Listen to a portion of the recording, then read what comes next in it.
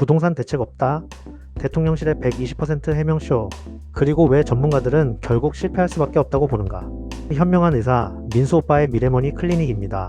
여러분, 오늘의 주제는 심장을 잠깐 쓸어내리게 만드는 이야기예요. 지금 대한민국 부동산 시장? 심근경색 전 단계. 관상동맥의 피가 아니라 패닉 매물이 흘러다니는 수준이고, 국민들은 이미 니트로글리세린을 입에 물고 있는 상황이죠. 그런데 이런 타이밍에 대통령 입에서 나온 말이 대책이 없다. 이쯤 되면 나라도 놀라고 시장도 놀라고 건설사들은 혼절 직전입니다. 그래서 오늘 민수 오빠가 이 난리통을 의학적, 경제적, 정치적, 심리적으로 모두 해부해드립니다. 1. 대통령 발언의 본뜻, 대책 없다 이꼬르 당장 쓸 약은 없다? 저는 의사입니다. 응급실에서 환자에게 지금 당장 줄 약이 없다는 말은 당신 끝났어요가 아니라 약효에 착각이 없도록 솔직히 말하는 중입니다. 대통령의 발언도 같은 맥락으로 해석할 여지가 있어요. 단기적으로 시장을 꺾을 만한 기술적 처방은 없다 라는 뜻일 수 있다는 거죠.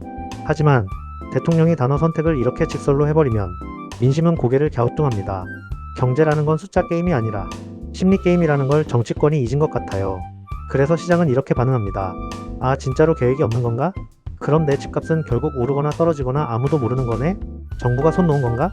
이 심리 불안은 정책 실패의 첫 단계입니다.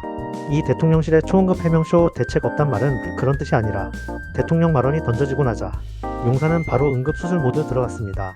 강훈식 비서실장, 하준경 경제수석 등등 스태프들이 링거 들고 뛰어오듯 언론 브리핑을 쏟아냈죠. 그 핵심 요약?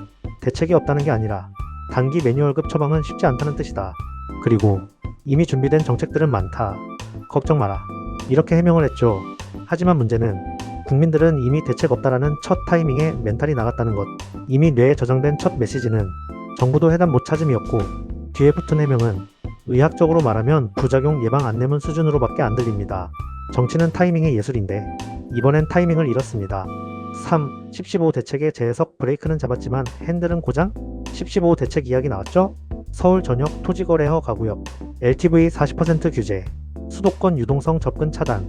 이건 사실 심장이 너무 빨리 뛴다며 일단 아드레날린 차단제를 넣은 조치였어요. 근데 지금 시장은 어떠냐? 그냥 브레이크만 잡은 상태라 오르지도 떨어지지도 거래도 안 되는 심정지 국면입니다.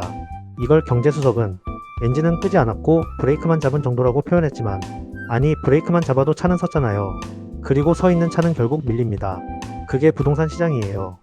4. 전문가들이 왜 결국 실패할 것이라 말하나? 전문가들이 2025, 2026 부동산 정책을 고난도 수술 실패 예측하듯 말하는 이유는 4가지입니다. 정책 방향이 수요 억제에서 공급 확대로 바뀌는 순간 시장은 혼란. 정부는 공급 확대를 말하고 있지만 실제로 공급은 2027에서 2029 이후에나 나옵니다. 시장은 현재만 보고 움직이는데 정부는 미래 공급 계획만 얘기하죠. 타이밍 미스매치. 지방 활성화 정책은 현실적으로 수도권 수요를 못 꺾음. 사람이 일자리를 따라 움직이는 게 경제의 법칙인데 일자리가 수도권에 있으니 지방 우대 정책만으로는 수요 이동이 안 됩니다. 경제학자들 말로는 지방의 부동산 찬스 줘도 사람은 결국 서울로 돌아온다.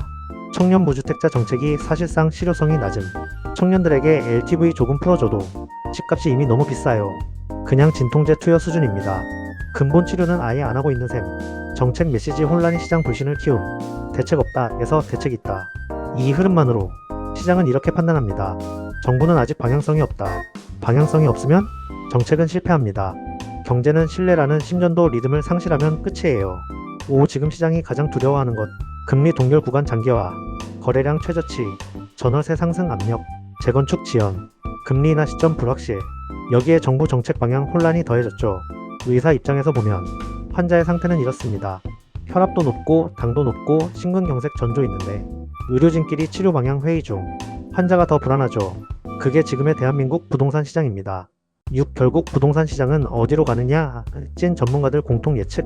제가 최근 경제 전문가들 의견을 싹 모아보니 다 한 목소리로 말합니다. 대책 방향이 모순이라 결국 실패한다. 공급 확대 vs 규제 강화, 지방 활성화 vs 수도권 집중 억제, 수요 억제 vs 매수 지원, 단기 해법 없음 vs 정책 준비 끝. 이 조합은 요리 레시피로 치면 김치찌개 만들겠다고 선포해놓고 재료는 라면, 바질, 딸기, 오레가노 가져온 상황입니다. 맛이 있을 리가 없죠. 7. 미래머니 클리닉 처방전. 이제 민수 오빠가 여러분께 실전 투자 팁 드립니다. 정부의 정책 방향을 믿고 단기 변동성 베팅하지 마라. 정부도 아직 방향이 명확하지 않다. 정책 먹고 단타 뛰는 건 위험. 공급은 2027에서 2030, 그 전까지는 거래 절벽 불안 반등의 반복. 중수장과 구축들은 가격 방어가 약해짐. 지방 투자? 지방시장 반등은 장기적으로나 가능. 지금은 멸실 감소, 신축 부족이 먼저 변수. 금리 인하 전까지는 관망이 약. 지금 뛰어드는 건 수술 전 마취도 없이 환자 뱃속에 손 넣는 행위와 같다. 엔딩. 오늘도 현명한 의사, 민수 오빠의 미래머니 클리닉이었습니다. 부동산은 심장으로 뛰면 지고 머리로 움직이면 이깁니다. 정부의 정책 메시지는 당분간 혼란스러울 거예요. 그럴 때일수록 여러분의 선택은 차갑게 냉정하게 해야 합니다. 그리고 저는 계속 여러분의 금융 건강을 지켜드릴 겁니다.